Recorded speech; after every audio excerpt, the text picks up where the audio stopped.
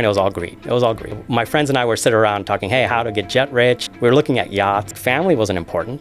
It was all about money, And it was about scorecard, who can make the most money at the fastest. I woke up the next morning and I'm like, wait a second, what am I doing? This is not serving me. It's keeping me happy. Basically, it's kicking the ball. Each time I kick it, I get a little bit happy. But then I'm looking for the next goal post, and then the next goal post. And it's just making it more and more stressful, and I can't continue. This is the Human Future Podcast, where we explore the intersection of technology and spirituality with some of the world's brightest minds. Together, we paint a vision of the desirable future and discuss the actionable steps to make that vision a reality. And now, without further ado, let's begin. Welcome, Sunil. So we're going to be talking, a lot about topics of consciousness, meaning of life, truth, deep topics that you've been very passionate and deeply studying for a while now, right? And so before we dive deeper into those topics, why don't you give people a little bit of an introduction, how you got to those topics? Why do you care about them? How did you start being interested? So to give a little reference of who is in front of me like that. Okay. So just to give you my background, I was born in Afghanistan. So I grew up somewhat in a conflict zone. So always looking. So it was very, you always had to figure out how to be positive and how to be aware and always on guard too, in a sense. But it was it's a good way. People look at that as a negative in growing up. I thought it was a positive because it really brought me to the present. Sure. Because all you could think about is the present. Yeah. And then, so I grew up and up to the age of 7. My parents left me, actually. My dad left me when I was 2. My mom left me when she was 3 because they came to America. He came to study in the U.S. And I was raised by my grandmother. And then from there, was my first trip to India. And so before I came to the U.S., I went on a pilgrimage to India, to all the pilgrimage sites. So we went to the Himalayas, the mountains. So that was actually at the age of even 7. That was an enlightening experience. I met a lot of swamis and gurus. Very cool. And it kind of touched me, but I didn't realize it until later in life. Then I grew up in a Gurukul school, which is a Hindu Vedic school. Okay. Then once I got to America, of course, I took on the American way of life, the American dream. We were supposed to actually go back in 79 because my dad once he finished his education, he was working for USAID. And he was going to go back and help rebuild the country. But then that's when the Russian invasion came, or Soviet invasion, I guess, that time. And of course, that stopped us from returning. And then I took on the American way, went to high school, college, graduated with a degree in business. And my dad wanted me to go into the foreign service, but I went and did that and the international studies and that, did not like it. Okay. I wanted to do business. And people around me said, to be successful here, you need to be in business. Okay. So then I took on the whole, I'm going to be in business. Yeah. So went on to business school, got a degree in business, got my, I was working during the whole period. I worked for a bank, and then I went off and got my first job, which was, I didn't want to work for a corporation. I knew that much. Okay. Why not? Because I wanted to have freedom. Okay. And I figured the thing is, I grew up in a very disciplined household. Sure. My dad was very disciplined. Okay. And the last thing I wanted was more discipline. Okay. I wanted to be free. I wanted to be open. And actually, I got the perfect job, which was to travel the world, mostly South and Central America. Okay. So I started my travels to, mostly Central America, which was Guatemala, Honduras, and all these. Right. So I was trading commodities from India and industrial products from India and selling them in Central and South America. Yeah. So I was learning Spanish. I was traveling. I was going into the villages. I was actually working with a lot of farmers because a lot of the stuff was farmers. So I really got to realize this cultural aspect. And it's like all kind of ethnography, empirical learning, wisdom, growth, and seeing culture, seeing different perspectives, different religions, different ways of being, and appreciating it all. Nothing was wrong. Growing up in Afghanistan, watching, the Islamic uprising, and then the Soviet, and then coming here, seeing what was happening in Central America with the Honduras, and the Salvador and Nicaragua, and what was happening even in South America at that time. There's a lot of developments. Yep. The world it was right after Reagan. The world was going through a lot of change because the Cold War just ended, and now nobody had an identity. It wasn't about communism and capitalism anymore. It was about who we are, where we come from, what's our roots. So people started tapping into their indigenous knowledge. Right. And that was amazing. I was walking into these, like the protests weren't about, communism or capitalism. It was about indigenous rights. It was about growing up, getting back going back to our roots. So that was important. So these are the things that shifted my perspective. Yep. And my conscious awakening. Yep. Because each one developed. And then I did well with that. The business did well.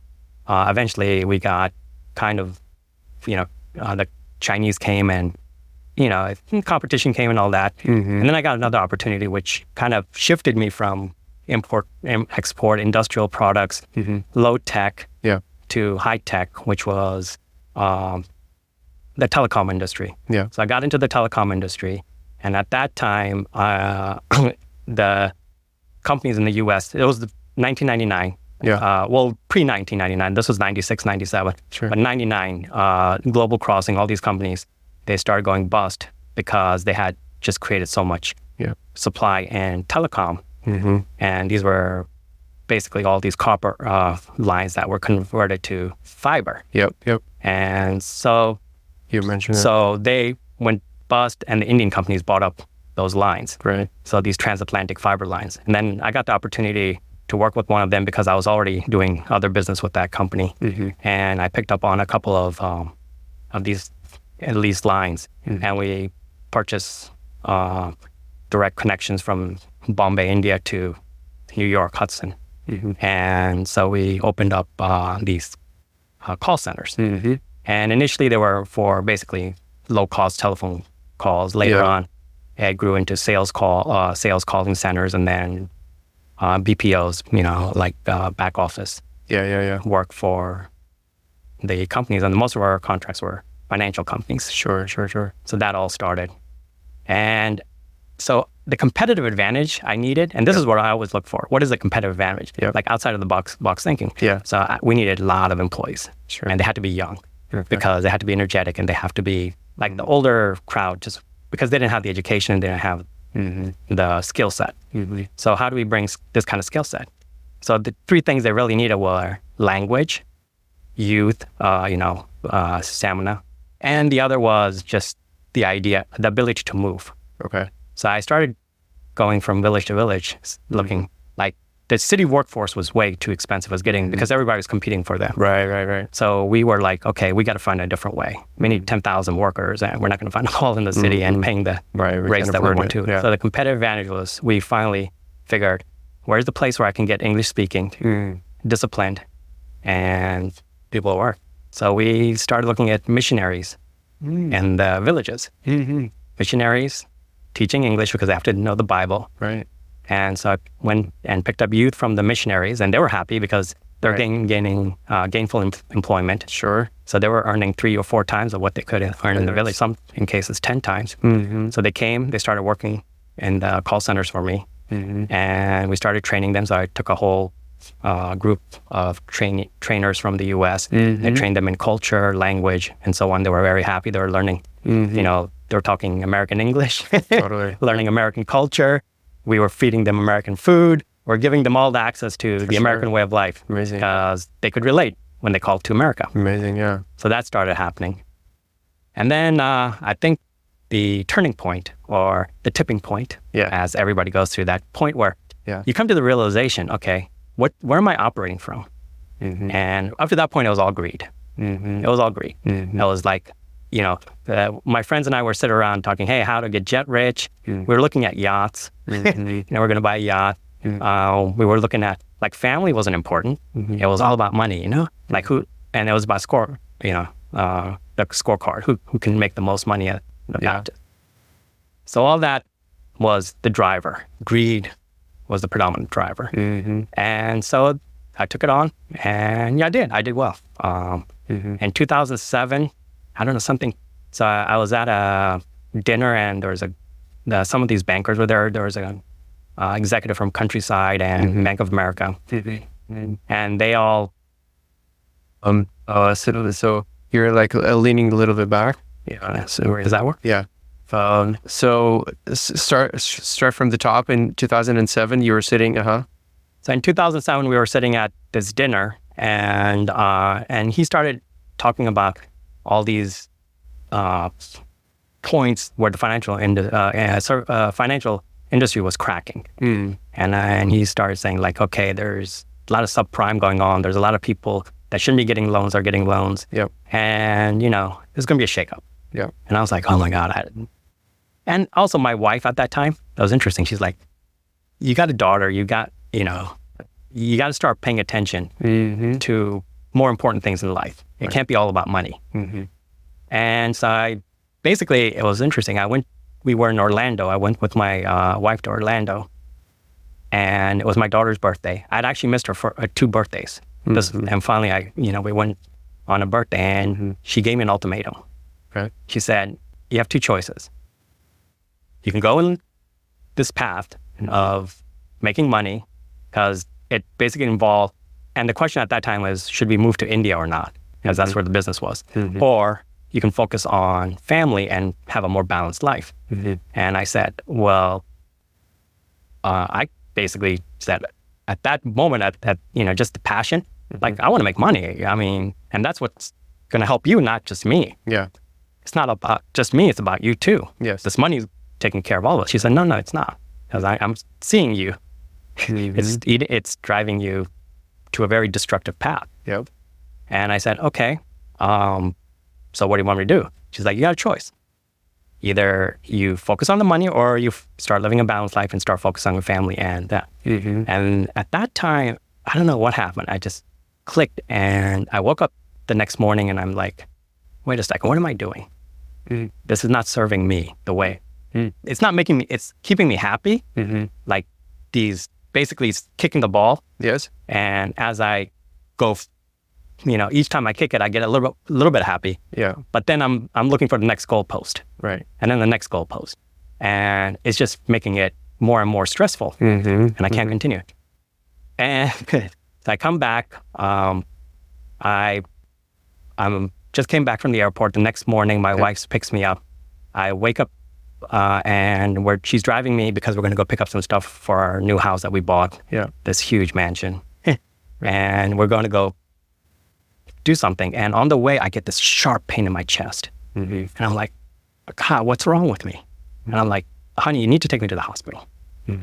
And she's like, well, the doctor was close by. Let's go to the doctor's. So I went to the doctor. The doctor quickly puts me on the monitors, and she's like, he's having a stroke. And she called the ambulance, and the ambulance comes, picks me up. My wife's sitting in the front, freaking out, and they're driving me to the hospital. And they're like, I'm conscious, I'm aware. Yeah. And I'm like, what the hell's going on? What's going on? What's going on? I'm freaking out. And the doctor's like, he's definitely got a stroke. So they took me to the hospital. I don't know what it was. They couldn't figure it out. It could have been a stroke. It could have been something else. But my God, that was a wake-up call. Okay. Like, the stress is not helping. So at that time, I decided, I'm done with this. Next morning, I called up my partners, everything. I'm getting out. You guys take over. I'm selling my shares. And this life is not for me. Okay. I did that. 2007. And right under the 2000, right middle and end of 2007. Wow. And 1 to 2 months later, bam, the whole market collapsed. All right. And I just signed the paper and got my last check.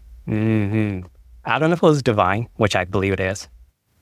One of the things I believe I have angels, and I've always been taken care of, because even when I was doing my trading business, I was going to Central and South America. There's multiple times I could have got killed that I didn't. I got and even getting out of Afghanistan, this is all like a divine, path. So when that happened, I was like, okay, I need to do something to get back to society. This is no longer going to be the path I'm going to take. I'm going to start taking a path of service. Yeah. And I'm going to become focused on that. So when I started that, I started doing some nonprofit work. And we were sitting at a conversation with some friends of mine, and my wife was there. She's like, what do you want to do for the next chapter in your life? And I was like, I want to focus on education. I think that's where I can make the biggest difference. Right. I'm going to change the education paradigm in America. And I just started on that path. So I started getting into working in ed tech, started working in, actually later on I purchased 2 schools. And then I worked with a group of a nonprofit in India.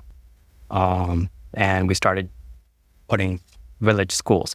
And at that time and more than that, I also wanted to give back, because at that time, all those youth that I helped get into the call center were now out of jobs. Right. And they were decimated with basically no employment. They can't take care of their families. And I took them away from their livelihood and their skills. And now they've got skills that they cannot use back at the farms and what they were doing to take care of their family.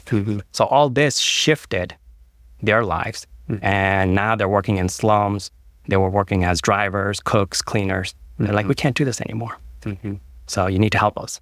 So I went and I worked with this organization that basically had village schools that were retraining in indigenous knowledge and skills.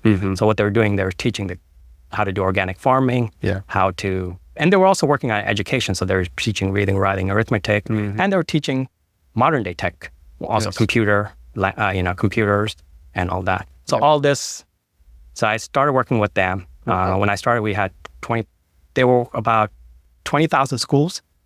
And when I ended I still work, as a volunteer for them. But after our scaling, we got to 110,000. Wow. So we had 110,000 village schools running in India that basically taught basic foundational reading, writing, arithmetic, plus skills development in agriculture, skills development and computers, tailoring, like all the skills needed for survival or livelihood.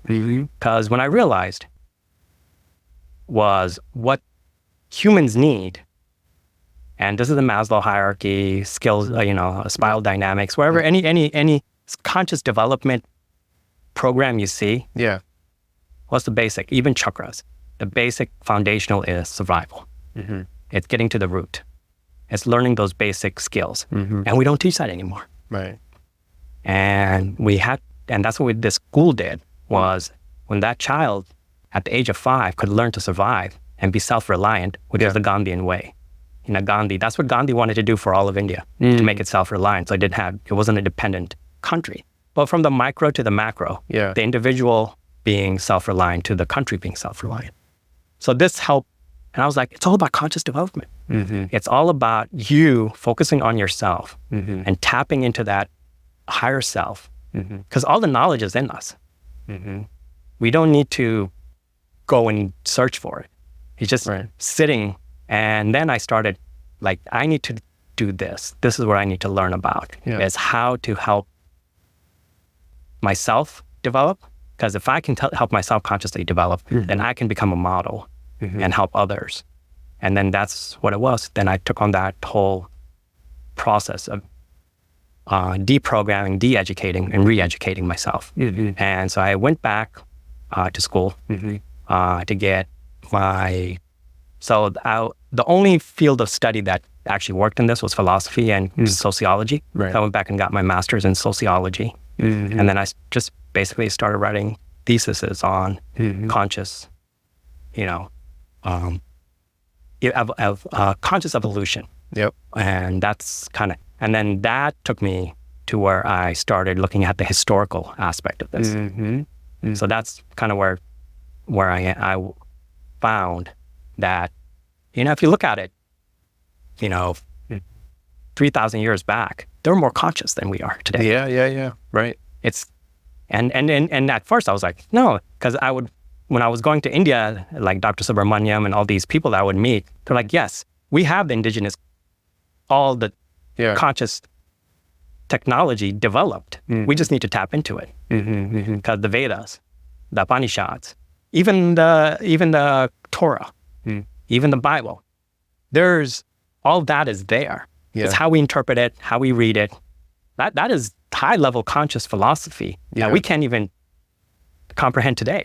Yeah. Do you think it was available, though, to only a few back then? Or do you think majority had that? You said, back then we had higher levels of consciousness. Was it at scale, masses, or on average, would you say still? Move a little bit more to the, like, rotate your chair a little bit. There. Rotate the other way. Keep rotating, keep rotating, keep rotating, keep rotating. Just a little bit more. A little bit more? Okay. You got it right there. Okay, there we go. Yeah, and then you can kind of, it's basically, you have to kind of stay within the same, Got it. You can't really move too much just because the cameras are all like positioned pretty straight on. You know what I mean? Like you said, back then we had more conscious, like people were more conscious than now. The knowledge maybe was definitely there. It was definitely there, and it was used. Now maybe it's less used, that knowledge. But overall, as a totality of humans living on the earth, do you think back then people were more conscious than they are now? Okay, so that's a good question, because you have to see first, let's look at what consciousness and how we see it. Yeah, what is consciousness? What is consciousness, which is probably the bigger question. And, how we define consciousness today is a little bit more. So if you look at let me give you the two paths. Okay. So there's two civilizations that basically actually three civilizations. We talk about two, but there's actually three. The three main civilizations that came about were Mesopotamia, Indus Valley, and the Chinese. Okay? So these three civilizations started developing around the same time. About roughly, let's say 10,000 to 7,000 years back. And so all three civilizations amazingly came about from the agrarian aspect, and then, technology and all that. And there were cities. And they were well-developed cities. Yep. Like if you look at Mesopotamia, later on Egypt, Babylon, all that, the Greeks. And then Indus Valley with India and all that, and then Chinese. I mean, those were the cradles of civilization. Yep. So how did they come about? Like, think about it. There were the pyramids. Where did they come from? Right. The amazing architecture in India. Now they found a city under the water called Dwarka. That was way more advanced than, for its time. Let's say. Right. So first, let's define what consciousness is. Yes. Is it something new? Is it something that's always been around? Yeah. Is it something that's developing? Or is it something that's, it's there? So that's the questions. Yeah, I have more questions than I have answers. Okay, that's good. That's good. I do too. Yeah. Yeah. So, where did consciousness come from? Yeah. Has it always been around? Yes. And what we have today is what we refer to consciousness different than what was consciousness some thousand years ago, or even before that with the cavemen. You see the wall drawings with the cavemen. Sure. So the human element, and again, is consciousness only to the available to humans only, or is it available to everything? Right. Do other beings have consciousness? Are there other beings? Right. Okay. And or animals, or so. So if you look into it in totality, that's the first definition. What is consciousness? As I see it, as I looked at it in historical aspect.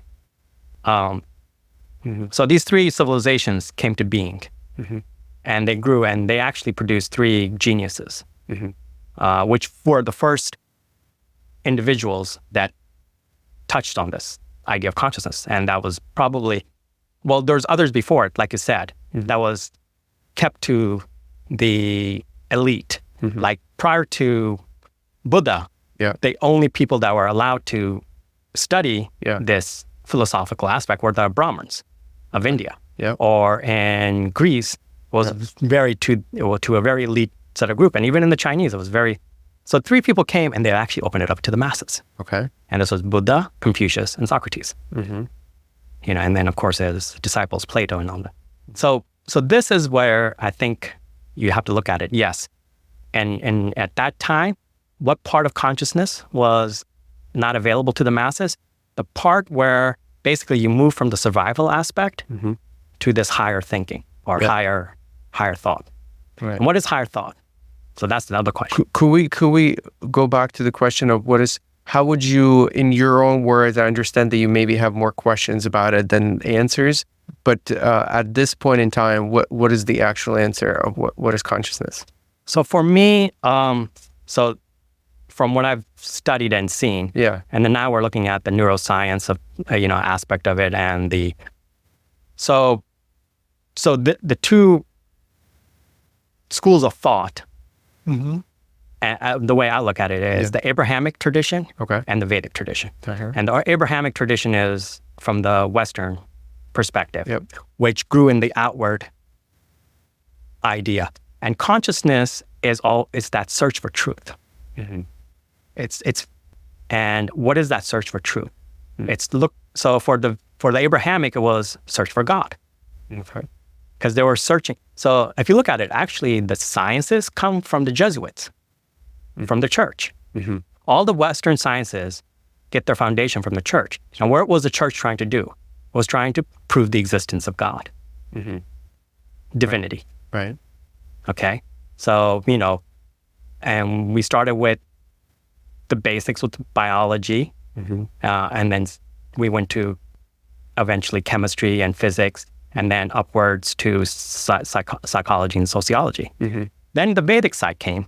And Vedic also, there was a search for God, but they were looking inward, where the Abrahamic were looking outward, and they were doing, the scientific process of going and looking at the material aspect of things, the physical aspect of things, where the Vedic were looking at the more meta and spiritual aspect of things. So inward thinking. So what they were doing is they were basically looking at empirical studies, ethnography, anthropology, like all these what we call the humanities today. So there we're concentrating on linguistics, language, like where did all that happen. So these are all the developmental foundation of consciousness, because language is a subset of conscious. Because if you're conscious, that's how you communicate. So what is consciousness? Consciousness is the embodiment of everything and nothing. That's how I look at it. So it's all the knowledge we have that we know, and all the knowledge that we don't have that we don't know. It's in everything and nothing. And that's not, I'm picking it up. It's kind of what has been taught to me from the Eastern tradition. So this idea that we can have the embodiment of everything comes from this oneness. So I don't know if you're familiar with the term holon. Holon? So a holon is something that basically it's the whole of multiple parts. So all the parts come together to make this whole. And that's kind of the universe. So that's what the consciousness for me is. It's like every piece of everything is part of this whole. Right. And so if you subtract everything from consciousness, you get nothing. There's nothing else, basically. But that's the amazing part. Even the nothing is part of consciousness. Or whatever word you want to describe by, basically, there's no delta between everything and consciousness. Yeah. Okay. That's a good way of putting it. Basically, it's in the way like if there's a flashing light, light and darkness, consciousness is the whole, not just the light and not just the dark, it's the whole process. Exactly. So it's the light, dark, and in between, and the actual process. And I think another great example of where now, if you get into more deeper definitions of consciousness, you've got the theological aspect. All the religions totally dwell on this. Philosophical aspects like Kant, Engel, Hegel, and all these guys. And then, Nietzsche and that. But then you've got the whole idea, the scientific, the mathematicians. So all this is defined in 3 different areas. So this is where I got to really understand the levels of consciousness and how we as humans see it. So there's knowledge, intelligence, and wisdom. So knowledge is, of course, all the facts and information in the world. And that is actually an amazing part because today we have unlimited knowledge, access to unlimited knowledge, like you said. And the previous, back then, knowledge was not available to everybody. Yes. It was only available to a few. Okay. And maybe as we were going through, I think it would also be important to maybe define knowledge. How do you how does something become knowledge? What is the prerequisite for something to be knowledge? So knowledge, the definition is basically information that has been passed on. You can have, so it's the ability to basically take what I have and pass it on to the next generation. That's how I say what knowledge is. It's information being dragged through time, and now we have it, and there is also an evidence of it being in the past. There's like a trail of this information being dragged through the time. So that's knowledge. So this is a question that came up because, like I said earlier, where does this knowledge come from? Like the mathematician Suriname, Nabasa, who basically came up, he had a movie made, The Man Who Knew Infinity. So he comes up with a math theorem to basically prove infinity. They bring him to Cambridge and they're saying, okay, prove it, give us the proof. And he's like, I don't have the proof. It just came to me. And they're like, that's not possible. Right. And it's, I follow this guy, Subhash Kak, who talks a lot about this. And one of the things is those aha moments. It's like even when you, Oppenheimer, Einstein, where did they come up with all this? Right. And then you have these leapfrog moments in history where people come up with information or ideas that they're like, where did that come from?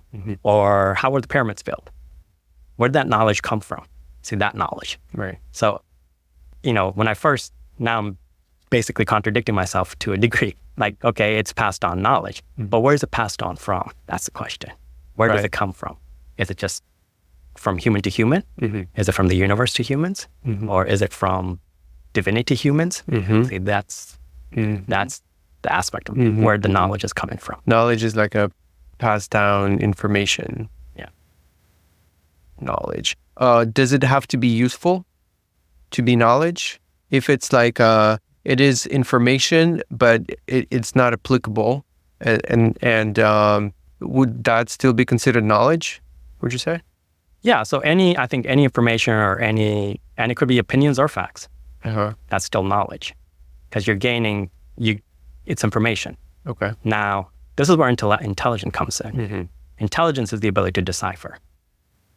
So an intelligent person can decipher between facts and fiction, decipher between useful knowledge and knowledge that's not necessary, pertinent knowledge, or knowledge that's beneficial or destructive.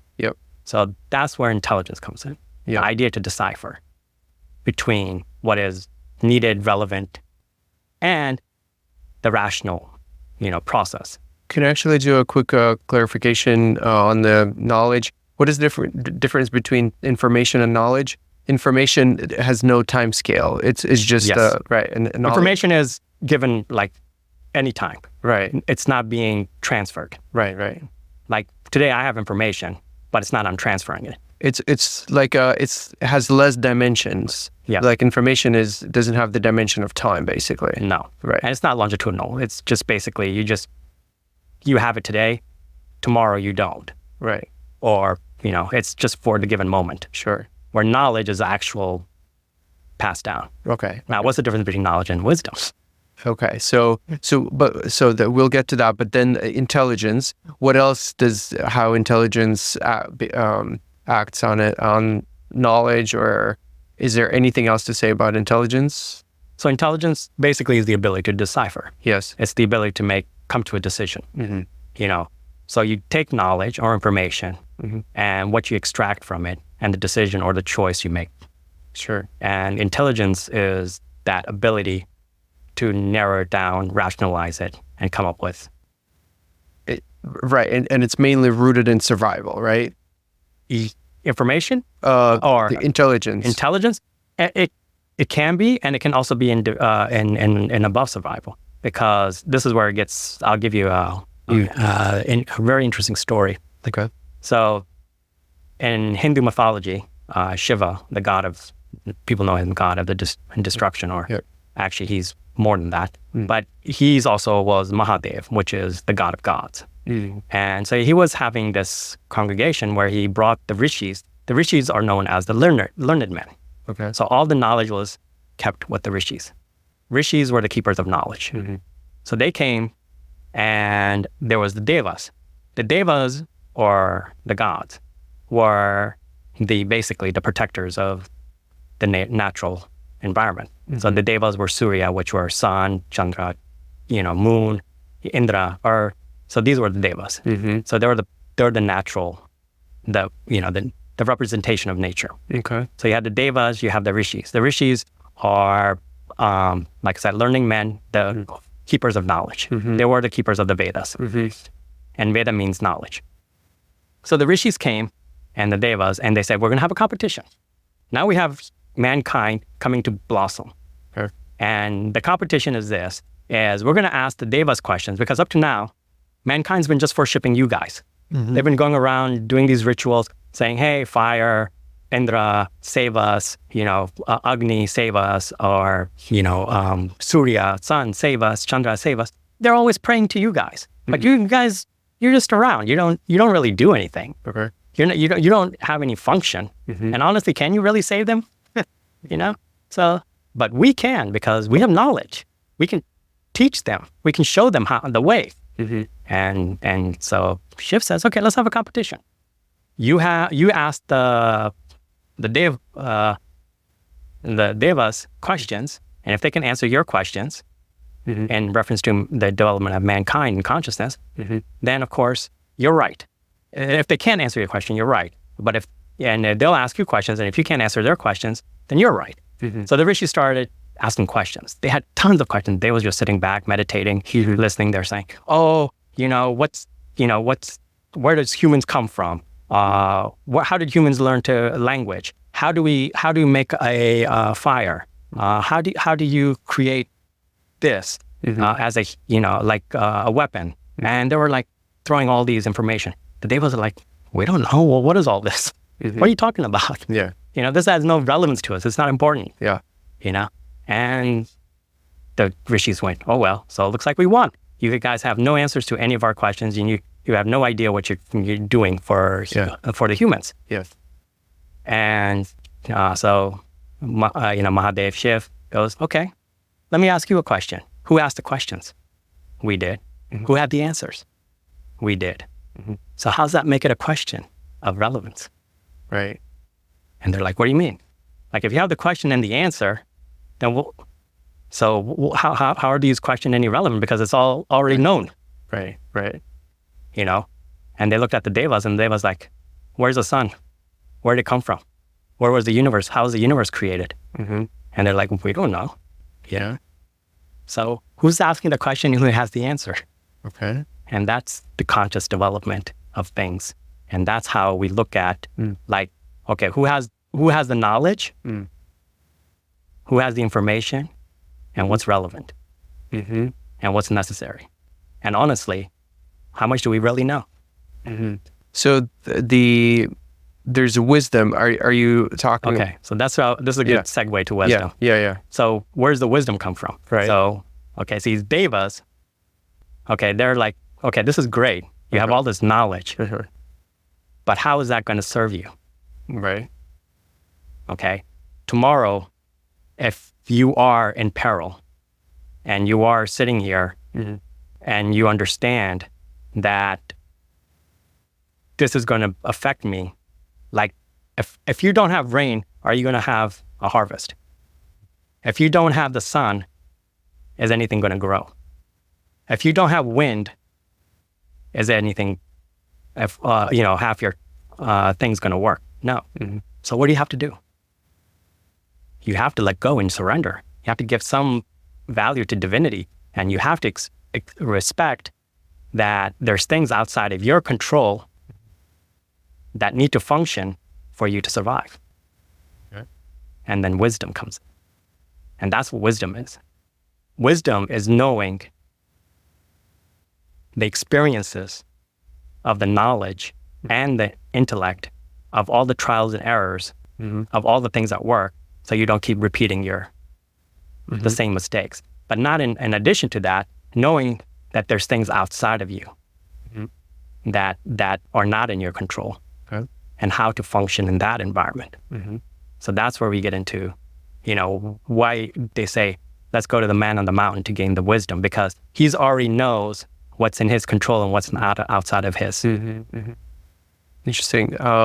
Do you see, so you know how in quantum computation we get an answer instantly, because in a conventional linear computation you have to try every variation and see where's the right answer. And it sounds like wisdom is a similar process of like a quantum computation. You already know the answer because all of the other ones have been already computed, and you know that those are not the paths.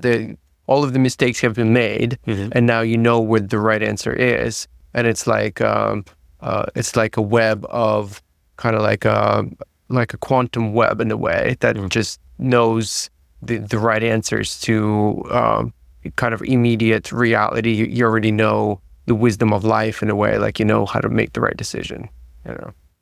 So I think another way to put it is, my daughter's now doing probability and statistics because I'm making her do it. All right. Because I think it's one of the most and she's important. only 5. Yeah. It's one of the most important math.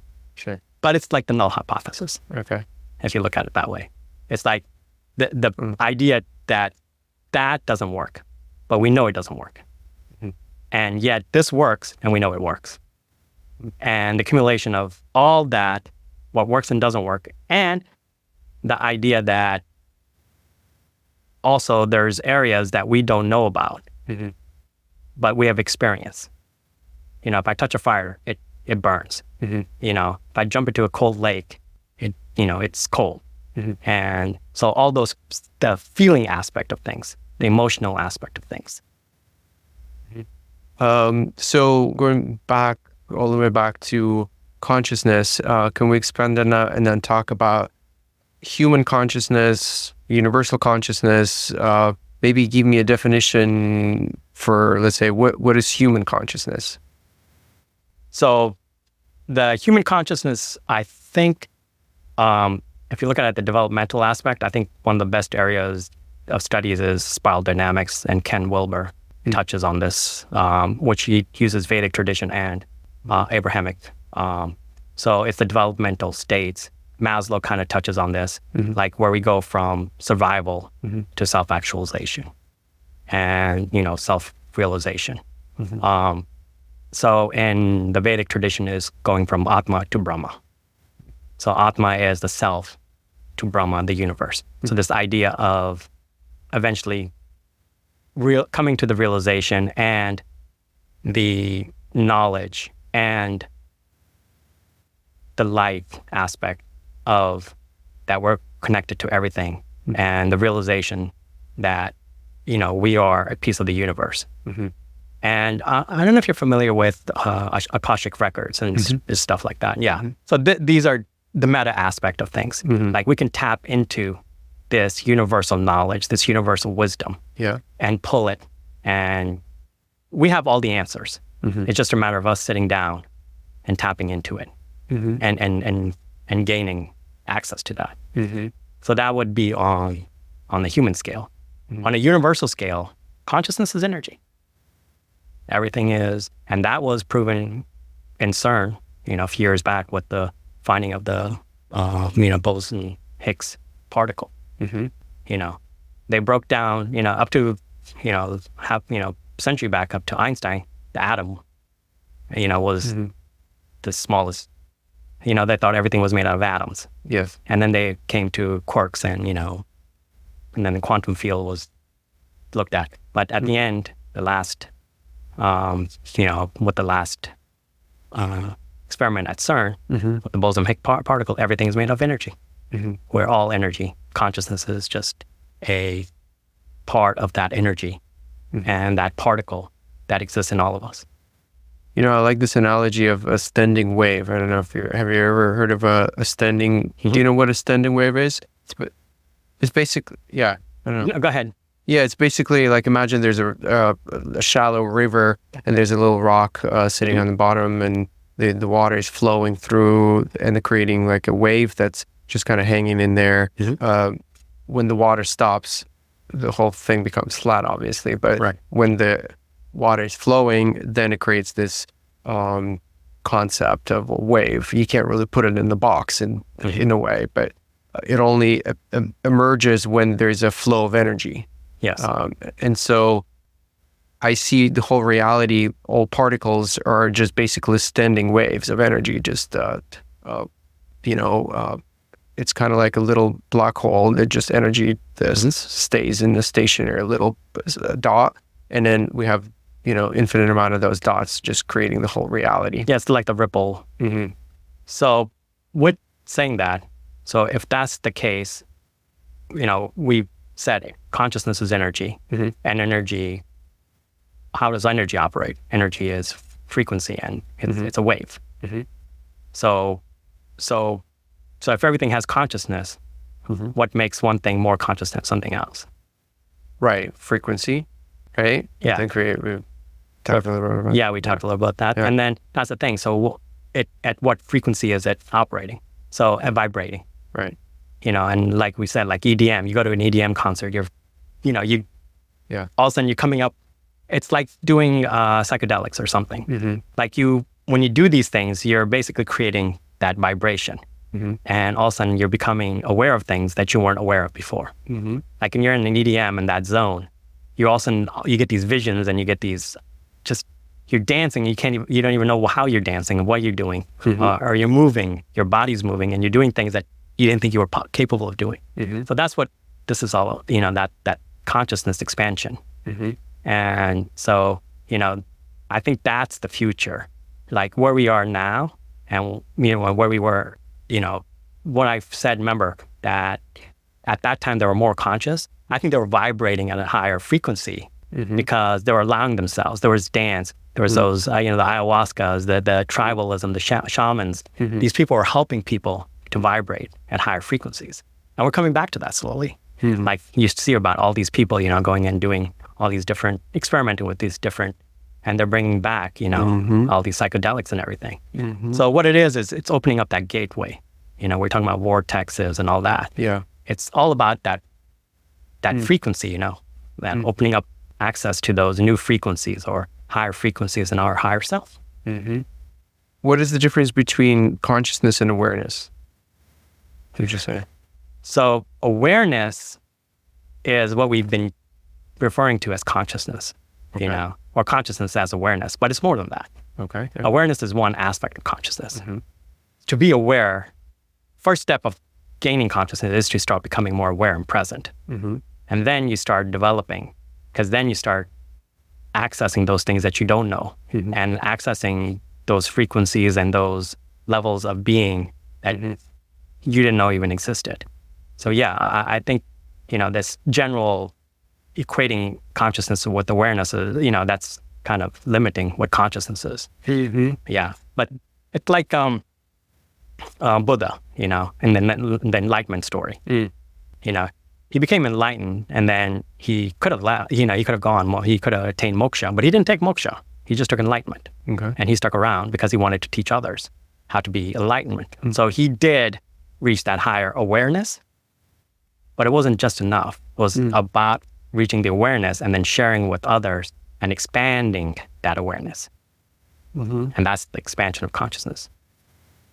Because from my kind of personal reflection and trying to understand what the difference is, from what I understand, awareness has to do with our senses, both the, all the known senses and also, let's say, understanding potentially is kind of like understanding concepts is another sense. We don't necessarily see it or hear it. We just, it's a conceptual thing. That's an additional sense, and that's what awareness is. And consciousness encapsulates that, and it's greater, and it's more than that. It's basically awareness is a how would I say it? Awareness has to be done through an agent of some sort, like some kind of a body or being or some agent that's acting on the world. Let's say, I don't know necessarily that the rock has awareness, but it certainly have consciousness.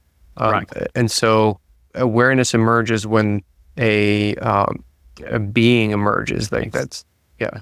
Yeah. So let me give you another Hindu mythology. Okay.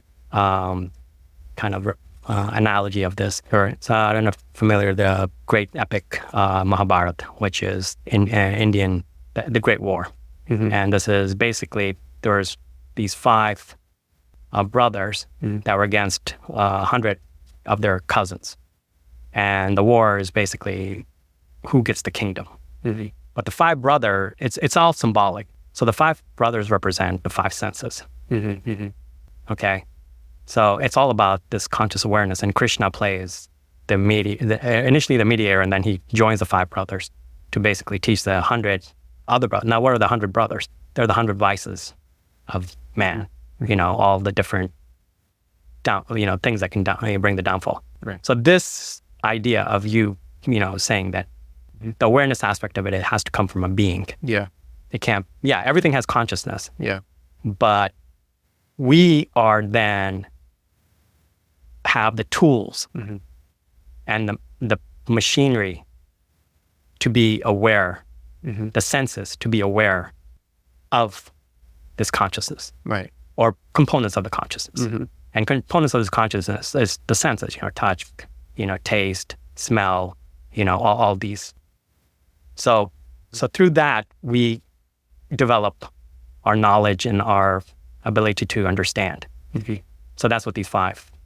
So for that, we use our consciousness to, enhance and make that better. And the more enhanced and better it is, the more aware and more conscious we are. That's why, like, when you go for ashram or the yoga studies, the yoga studies is all about enhancing these senses. That's what you get what you're doing in yoga. And so you're basically in the asanas, the body, the physical, all this is to enhance these 2 senses so you can have more awareness. Right. Okay, so that's that.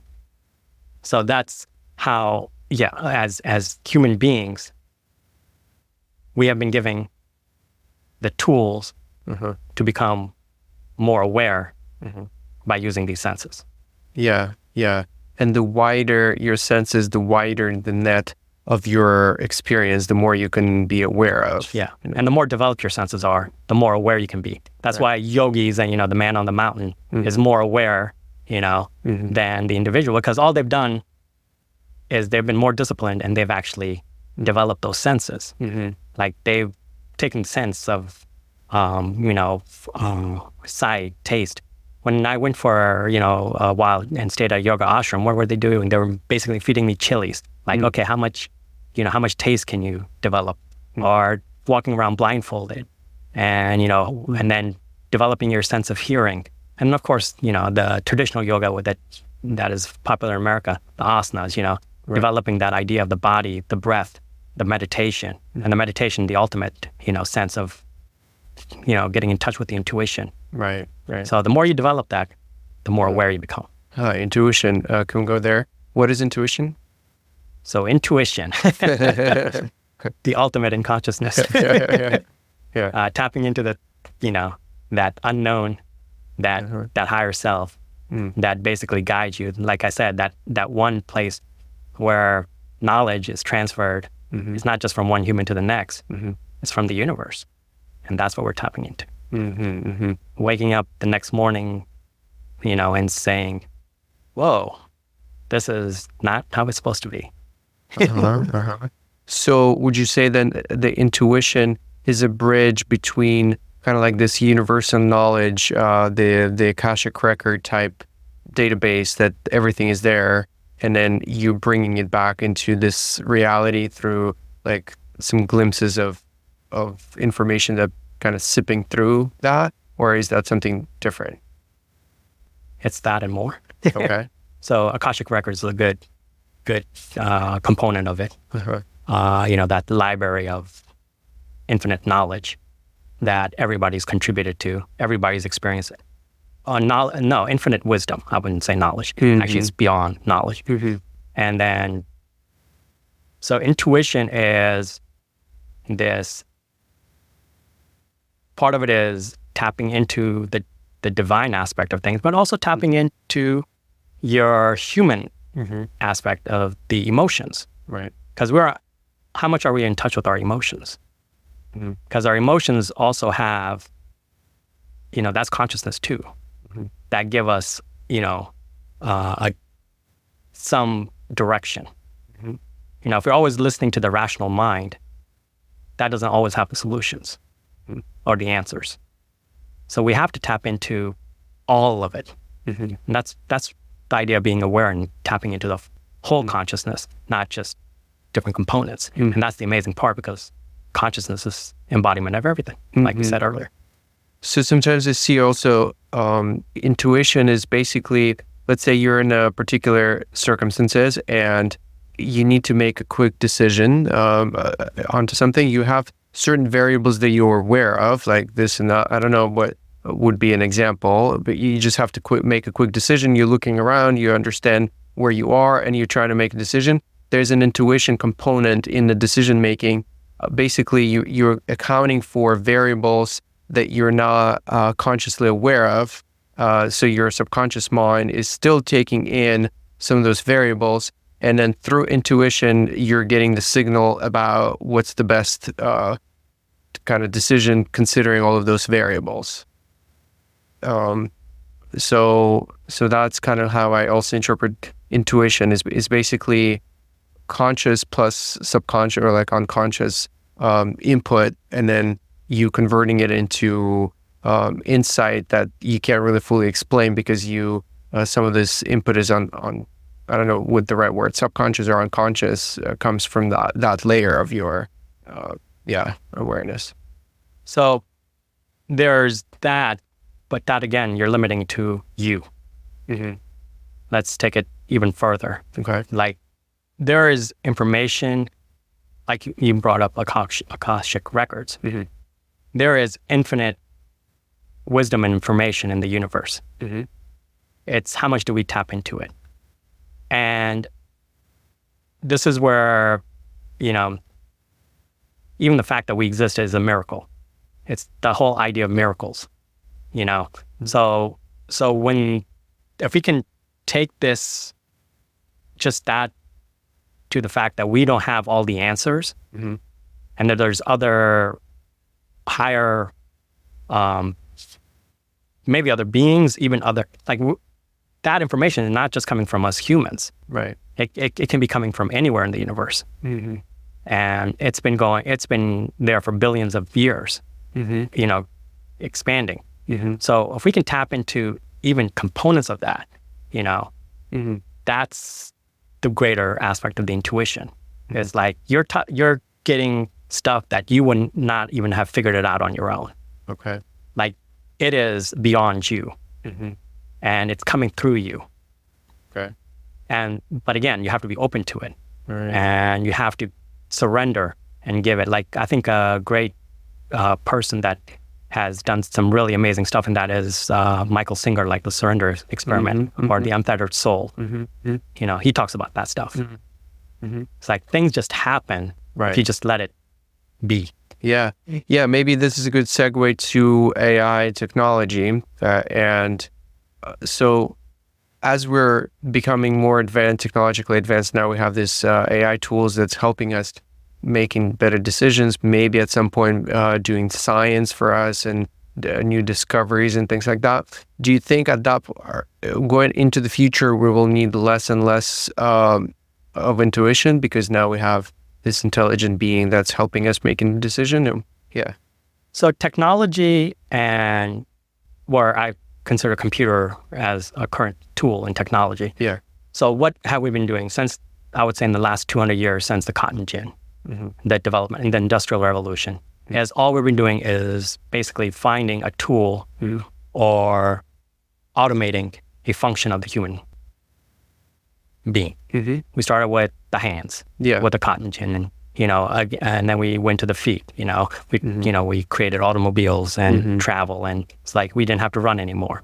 Then we started taking other components of our functions, our language, and so on. So computers are just the next. I don't know. They call it, I guess, the fourth industrial revolution or so on. Yeah. So we're in that function of now we're basically using a machine to automate the mind. But remember, the mind is just one small component of who we are. Right. And then you have the senses. Like, can that machine also take on all our senses? Yes, they have found, there's that they can put, but how much of those senses are we aware of? Remember, we're also developing. How many senses have we actually developed to the point where they understand and know all the different tastes, all the different, like they said, I think we only have idea of maybe 3% of the total, aware of the 3% of the total world knowledge. Or knowledge, yeah. Of the things that exist, of the material aspect, like even the Amazon. Like every day they're discovering a new species. Every day we're discovering a new sound, a new wave, a new a smell, a new touch. Yeah. So this whole idea of artificial intelligence, yes, it's come to a point where it's automated a certain portion of our decision-making ability. Yeah.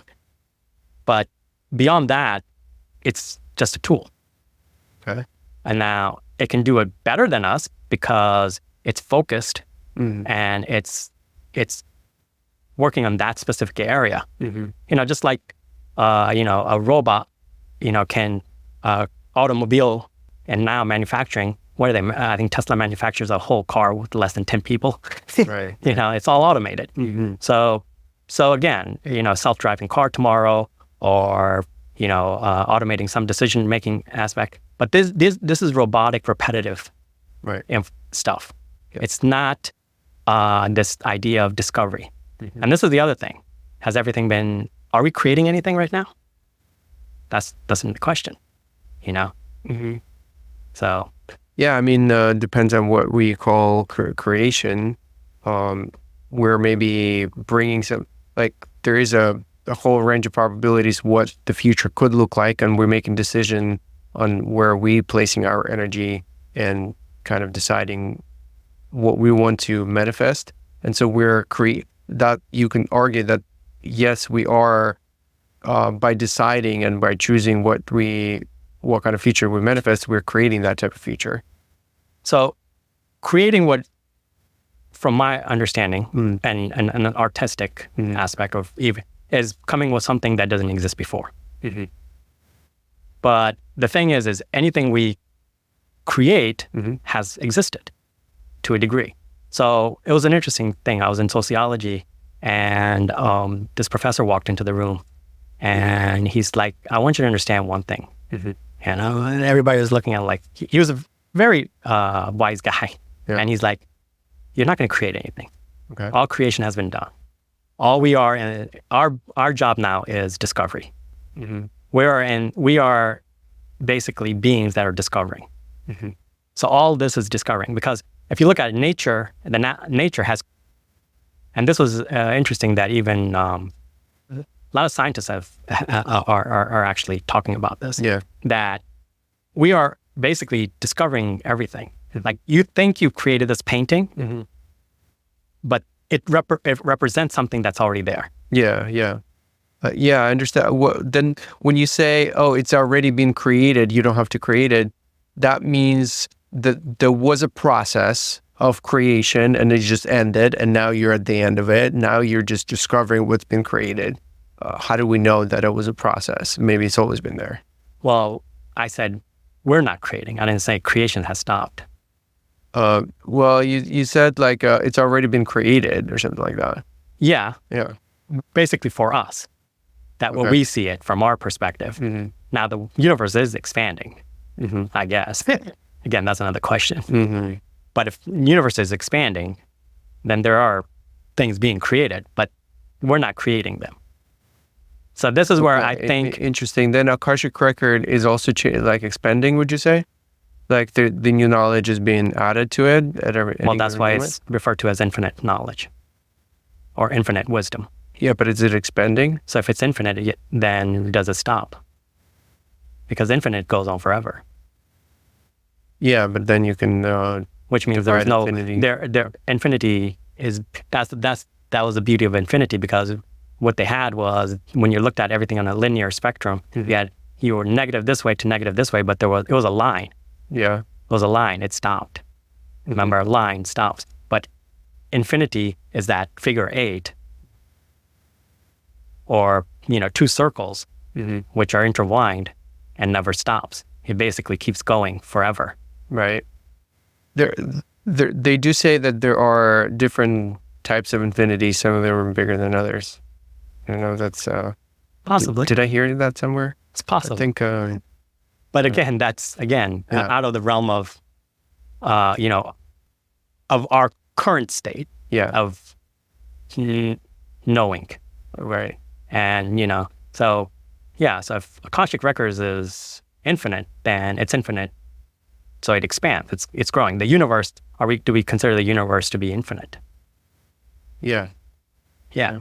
But, but is it growing? Like, are we out there creating the new stars? Are we out there, going through the process of doing all that? See, that, it's, I don't want to put a limitation on humans, but at the same time, where we are today, not to say where we're going to be tomorrow, we like to play God. Yeah, yeah. But we are only limited to what we have in front of us. Yeah, I understand. Yeah, it's so could you tell me, do you think we'll be able to ever upload consciousness into a computer, into a digital form? Computer already has consciousness. Okay. Human consciousness. Let's say, do you think you can ever upload yourself onto a computer? Well, I'm doing that every time I'm interacting with it. Okay. I'm giving it information that I have. I'm sharing what is, Google and all that. Is basically the whole world is uploading their knowledge into the computer. Okay. And there's, what their empirical studies are, their discoveries, their antidotes, it's all that's going into a computer. Okay. All that information's getting uploaded. Now, can a computer, what can a computer do with that? That's the question, I think. It's not, does a computer have consciousness? Yes, to a degree it does. Because, and we're feeding it a lot of, not only knowledge, it's got intellect. It deciphers better than we do. And it's gaining wisdom. Okay. Because, it's starting to, because everybody's putting all their different dimensional, once we get into 3-4 dimensional components of the computer, it's already gaining a lot of that. Now, can it function on its own? Can it do everything we can and be a self-sufficient, self-reliant entity? Yeah. That's the question. Yeah, there's a lot of different things, like wisdom. Does wisdom, is prerequisite for wisdom a being? Like, let's say if there's no one around to experience information or act on it, is it still considered wisdom? This is a whole rabbit hole. I did want to stay on the track of just to kind of finish the whole technology thing and the AI. Maybe we should just go there. Let's kind of stay on track. So you're saying that we are already uploading ourselves onto a computer. It's just maybe the fidelity of the upload is very low, because let's say we're only uploading a little tweet about ourselves or like a little photo. Oh, more than that. Yeah. Whatever we're putting up online. But I think when people think about, upload consciousness onto computer, they mean the entire entity of like the entire human being memories, with behavioral patterns and emotions, and the whole totality of what we know about who Sunil is would be uploaded to a computer. Just like we transferred knowledge into books. Yeah. Just like we transferred knowledge to, other devices. We're doing the same thing here. So the computer is has probably our knowledge and all the knowledge that's available from all, like if you look at the Library of Congress, I mean, it's all the knowledge in all the books from all over the world, or the Library of Alexandria, or the Library of Nalanda, of those times. That's where a computer would equate it, and much more. And the one thing we've added to the computer that we don't have, the libraries didn't have, was the intellect aspect of it. It can decipher. Like we can ask it a question and give us an answer, where the libraries couldn't do that. So now we took it to one step further. We had knowledge, now we gave it intellect. We gave it the ability to make decisions and decipher. Now, the wisdom aspect. So the wisdom aspect is, did we give it all the ability to basically share this and expand it? Take the knowledge and build on the knowledge. Like, okay, I have this information. Now I can decipher it. I come up with new information. So 1 + 1 = 2. So I've got that. Now, what is the relevance of 2? So it's coming to that degree. It's gaining that wisdom. Like now with artificial intelligence, basically it's saying like this and this and this makes this happen. Yes. But if you take, for example, pictures. It combines multiple pictures and comes up with another picture. It's creating. So that's a level of... It's deriving something out of... It's something new. It's creating novel information. Right. That could be considered. But again, it's a representation of something that already existed. So again, creation is a misnomer there. It's basically, combining things and coming with another perception or another perspective. So it's got that ability now. Right. Like libraries didn't have that. Yeah. Other machines or tools didn't have that. Now it's got that. So next is, now what makes it this idea of consciousness to the degree. Now, for example, let me give you an example of enlightenment. Okay. Can it be enlightened? Sure. Can it reach moksha? Can it reach liberation? Can it be free? And that's what we're talking about, freedom here. Can a computer be free and operate on its own? Can it survive without us? Can it take care of itself with us not being there? That's the question. Okay. And if we can answer that question, okay, can it operate without the existence of human beings? Yeah. And that's what even enlightened human beings or conscious human beings are, basically individuals that are self-sufficient, self-reliant, if you look at it in the traditional sense. Okay, can a computer do that? That's the question. So then what is the next stage of our evolution? Do you see us uploading ourselves and then just leaving the physical dimension, or will we still need bodies? Well, the bodies, if we, and like I said, if we can replicate all the different functions of the senses, remember that there is that fifth sense everybody forgets, right? Which is the intuition, which is that, ultimate dimension that connects us to everything and outside of us, including that. Then yes, then we can.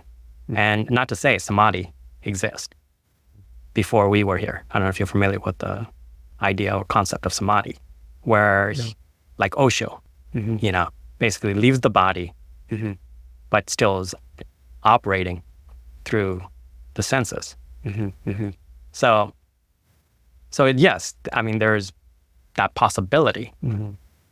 Now, even for a human being to achieve that, they have to achieve a great level of, development and, develop their senses to the degree where they can do it without the function of their body. Right. Like I can smell without my nose. I can hear without my ears. Now, is that a possibility? Yes. Because, again, if everything is energy and everything is interconnected, and all these are is just basically tools that were given to us as a machine to understand that. But what's interesting, this one I was talking to this in this seminar, and we're talking about aliens. Okay. And this individual brought up this notion, like, well, how can aliens exist? They can't, like, scientifically, we have proven that you cannot travel space. Right. It's not possible. Right. Like with the current stuff we have, you cannot travel space. With the physical limitations. Right. So this one guru got up and he says, why do you need to travel space? And he's like, how do thoughts travel? And how do we know that we're not being communicated by aliens right now? They don't have to physically get in a spaceship and come here. There's telepathy, telekinesis, because if everything travels through energy and everything is through wave, just like you're communicating from here to the other side of the world without having to physically go there, why there's this necessity to have a physical transport, So that's the thing. It's just how you... Yeah, man. There's like it's an infinite direct. Like you can go that direction infinitely. Maybe to wrap up the conversation, could you share with me a desirable vision, how you see it for humanity, incorporating any aspects of technology, the spirituality, anything that you would like for us to embody for ourselves? So I think the biggest thing is, once we have this conscious development and this awareness, are we operating from fear or love? And that's the spiritual aspect of things. Like you brought up AI and you brought up all these things and, these dystopian ideas that everybody throws out there. Yeah. Like it's going to be the end of the world. But who's to know? I mean, it could be the expansion of the world. It's how we see things. We can look at it through fear and take it on as a destructive force, or we can take it on as love and a constructive force. And that's where I think the whole Shiv aspect of things come in. Shiv, everybody thinks Shiv is the great destroyer, but he's also actually the great creator. Because after destruction is when you get creation. Because unless you don't know if something is gone, you can't respect it for being. So that's what we need to do, is just respect each other for being. So a lot of respect to other humans beings, to other beings and the earth, and think of it as one big unified organism that we're part of. The whole lot. Because if we are all connected and we're all part of it, so everything that we destroy, we're destroying a part of ourselves. Any last thoughts or ideas or anything that you would like to share before we wrap up the conversation? Other than, I love what you're doing. Thank you. This is just, it's a great place to come and just be yourself, and you create that space, both physically and emotionally, and just, I honor you and I respect you. Thanks, man. Yeah, thank you. Appreciate it. Thank you, everyone who's still around listening to this conversation. I hope you enjoyed it, and I'll see you in the next one. Thank you. Thank you.